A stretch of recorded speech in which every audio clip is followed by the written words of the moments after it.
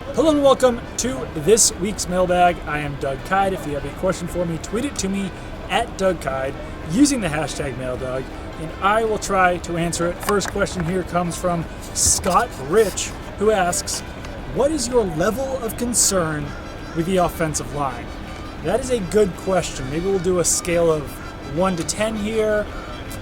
Might go with like a 6 or a 7 right now, as long as Marcus Cannon's out. He did work out before the Patriots Week 2 game, could not go, so we don't really know what his status for Week 3 is going to be. But if the Patriots have backup tackles at left tackle and right tackle protecting Tom Brady, even if you're going up against a team like the lowly Jets, that is not ideal. So maybe as long as Cannon's out, maybe like a 7, especially since it's Marshall Newhouse and Corey Cunningham. Both those guys are new to the team who will be starting at those tackle positions if Cannon cannot play. If Cannon can play, then maybe I'll mark it down to like a 5 or something. It is obviously concerning that Isaiah Wynn will be out for at least 8 weeks on injured reserve. I don't know if it's going to be Newhouse filling in for him, if it's going to be Corey Cunningham, or even could be the new guy, Caleb Benenoch. But regardless, Tom Brady definitely has to get rid of the ball quickly when he's out there. Second question also comes from a different Scott, who asks, with AB now on the squad, who loses the most targets? Edelman, Gordon? I think it will probably be Josh Gordon. That certainly was the case in Week 2 when Antonio Brown made his Patriots debut.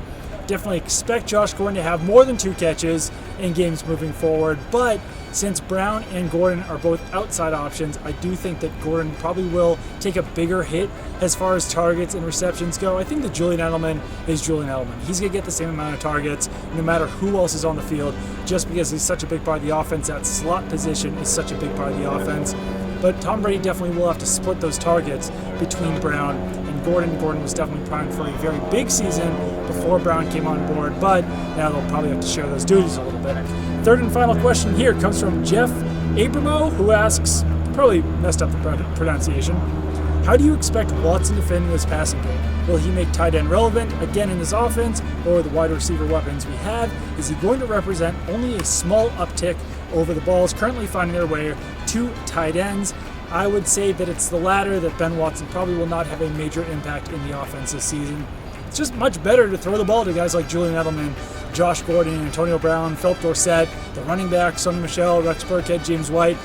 I still think that tight ends will probably only account for 400 yards of total offense this season, maybe even less. That's certainly been the case the first couple of weeks of the season. I don't think that Ben Watson is a significant upgrade at that position over guys like Matt LaCosse and Ryan Izzo. So if you have a question for me, like you said earlier, tweet it to me at Doug Kide using the hashtag MailDoug.